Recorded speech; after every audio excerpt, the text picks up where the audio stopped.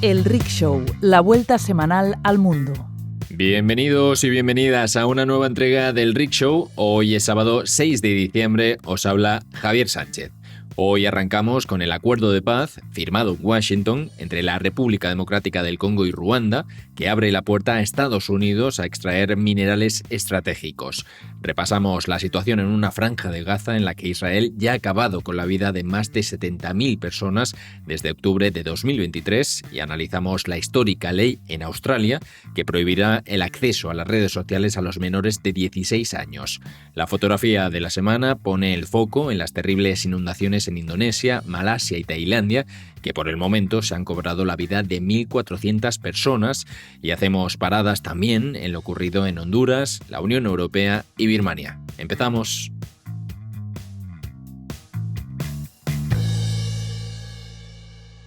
El recorrido. La República Democrática del Congo y Ruanda firmaron este jueves en Washington un acuerdo de paz auspiciado por la Unión Africana y apoyado por Estados Unidos que pone fin a décadas de guerra, según proclamó el propio Donald Trump. El acuerdo incluye el compromiso de Ruanda de retirar su apoyo a la milicia M23, que actualmente controla gran parte de la región congoleña de Kivu del Norte, y el despliegue de observadores regionales para supervisar el cumplimiento. Estados Unidos es parte interesada en el acuerdo entre ambos países y, como ya dejó entrever hace unos meses el propio Trump, la participación de Estados Unidos estaba supeditada al acceso a parte de los recursos minerales del país, y así ha sido. Durante la ceremonia, el mandatario dijo que el acuerdo permitirá a Estados Unidos nuevas oportunidades de acceso a minerales críticos y dijo que enviará a empresas estadounidenses a llevar a cabo labores de extracción. Aunque el acuerdo supone un avance diplomático en el conflicto entre ambos países, la estabilidad de la firma depende de la predisposición de los grupos armados a acatar las condiciones pactadas. De hecho, mientras se celebraba la reunión, se registraron nuevos enfrentamientos entre el ejército congoleño y el M23. Por su parte, la ONU calcula que casi 7 millones de personas se encuentran desplazadas internamente en la República Democrática del Congo. El conflicto en el este del país hunde sus raíces en el odio étnico entre hutus y tutsis, pero también entra en juego el acceso a uno de los suelos más fértiles en minerales críticos para la industria tecnológica, con decenas de minas de oro, coltán, diamantes o casiteritas, entre otros. De África nos vamos ahora a Oriente Medio. Las fuerzas israelíes han acabado con la vida de más de 70.000 personas en la franja de Gaza desde el 7 de octubre, según cifras difundidas por el Ministerio de Salud gazatí, aunque se estima que la cifra real pueda ser mucho mayor debido a la cantidad de cuerpos que se encuentran bajo las toneladas de escombros. Se calcula que entre las personas fallecidas hay al menos 20.000 niños y niñas. Además, al menos 463 personas han muerto por inanición. Israel, mientras tanto, sigue violando el alto el fuego que entró en vigor a principios de octubre. Desde entonces, el ejército israelí ha matado a más de 350 personas, la mayoría por acercarse o traspasar la llamada línea amarilla, la zona del interior de la franja, tras la cual se replegaron las tropas israelíes y que ocupa el 54% del enclave.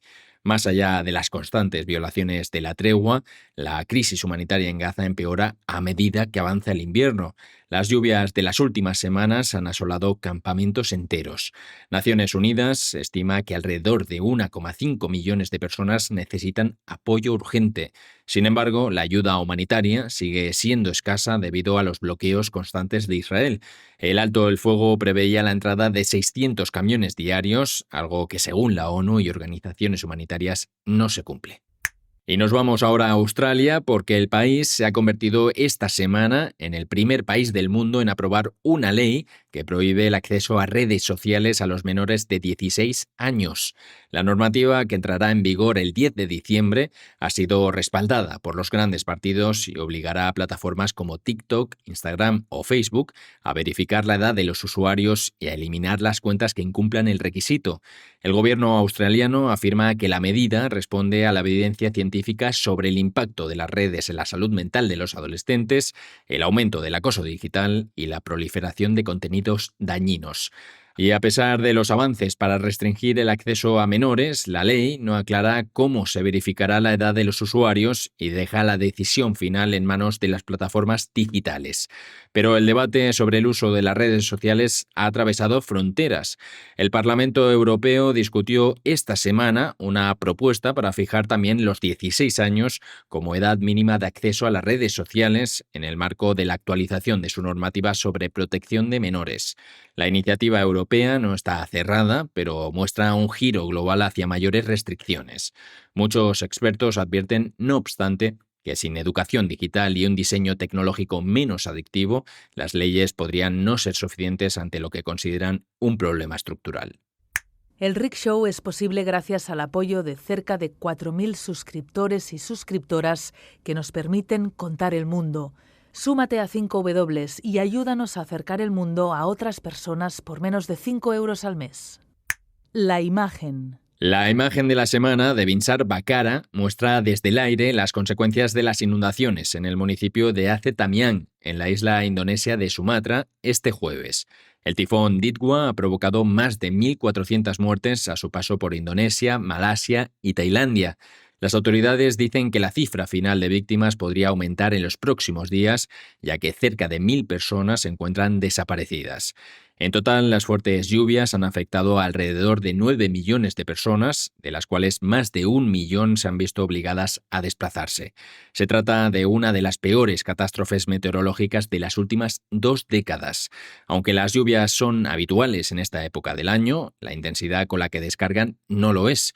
Según Naciones Unidas, detrás del impacto de estos fenómenos devastadores hay factores como la deforestación y el aumento de las temperaturas globales. Otras claves. La exjefa de la diplomacia de la Unión Europea, Federica Mogherini, ha sido imputada en una investigación por presunto fraude, corrupción y conflicto de intereses en contratos de formación financiados con fondos europeos. La Fiscalía la acusa, junto a otros altos cargos, de posibles irregularidades en la adjudicación de casi 1 millón de euros para poner en marcha la nueva Academia Diplomática de la Unión Europea. Mogherini, que ocupó el cargo de alta representante de la Unión Europea entre 2014 y 2019, ha presentado su dimisión, aunque niega las acusaciones. Y seguimos con el foco en la Unión Europea porque Bruselas podrá suspender o limitar el acceso preferencial al mercado europeo a los estados que se nieguen a readmitir a los migrantes expulsados. Ese es el acuerdo al que han llegado esta semana los negociadores del Parlamento Europeo y los gobiernos de los estados miembros. Es la primera vez que se traza un vínculo entre esos beneficios y la cooperación en materia de migración y readmisión. La medida, que aún debe recibir la aprobación formal de la Cámara Europea, refuerza las cláusulas sobre derechos humanos, precisamente en un momento en el que cada vez más gobiernos europeos adoptan políticas restrictivas en materia migratoria. En otro orden de cosas, Honduras entró esta semana en un limbo electoral después de que el Consejo Nacional Electoral anunciara un empate técnico entre los dos principales candidatos a la presidencia, Nasri Asfura y Salvador Nasralla, ambos de corte conservador. La diferencia entre ambos se mide en centenares de votos, lo que no permitió proyectar un ganador claro varios días después de las elecciones. El Consejo Nacional Electoral ordenó un recuento manual de las papeletas en un contexto marcado por la influencia directa de Donald Trump, que ha respaldado públicamente a Asfura y llegó a insinuar un posible fraude por parte de las autoridades hondureñas. En un principio, Nasralla lideró el recuento, pero para el jueves, Asfura había recuperado la ventaja con cerca del 85% de los votos escrutados. Y terminamos este repaso de noticias breves en Birmania. El que es el mayor productor de opio del mundo ha alcanzado su nivel más alto de producción en la última década, según un informe de la Oficina de la ONU contra la Droga y el Delito. El organismo asegura que la producción aumentó un 17% respecto al año pasado, en un país sumido en la pobreza y la violencia tras el golpe militar de 2021 que derrocó a la Nobel de la Paz Aung San Suu Kyi. Desde entonces, la guerra civil entre miembros de la Junta y grupos insurgentes ha dejado más de 7.000 muertos y más de 3,5 millones de desplazados, según organizaciones como Amnistía Internacional. Esta semana en 5W. En julio de 2024, los bangladesíes cambiaron los monzones por una revuelta estudiantil que se alargó hasta agosto y que en el país se conoce como los 36 días de julio. 36 días duró la represión. 36 días de violencia policial y enfrentamientos que dejaron 1.400 muertos. 36 días que expulsaron del poder a la entonces primera ministra Sheikh Hasina, condenada recientemente a pena de muerte. ¿Qué pasó después? El periodista bangladesí Abu Sayed Asiful Islam responde a la pregunta en el ensayo de esta semana, que está disponible ya para socios de la revista. Y terminamos con la columna semanal que firma la cronista mexicana residente en Barcelona, Eileen Truax. En ella, la periodista habla de la Feria Internacional del Libro de Guadalajara, que se celebra en México esta semana. Una feria que sabe y huele a Barcelona, ya que más de 60 voces de la escena literaria barcelonesa se encargarán de contar la cultura y la literatura catalana al público mexicano y latinoamericano. Truax escribe en la columna sobre el desconocimiento que aún persiste sobre la literatura catalana en Latinoamérica y, a la vez, del desconocimiento sobre la feria en tierras catalanas. Y hasta aquí el Rick Show de hoy. Muchas gracias por escucharnos. Si quieres enterarte de todo lo que pasa en el mundo, no olvides seguirnos desde cualquiera de tus plataformas de audio favoritas.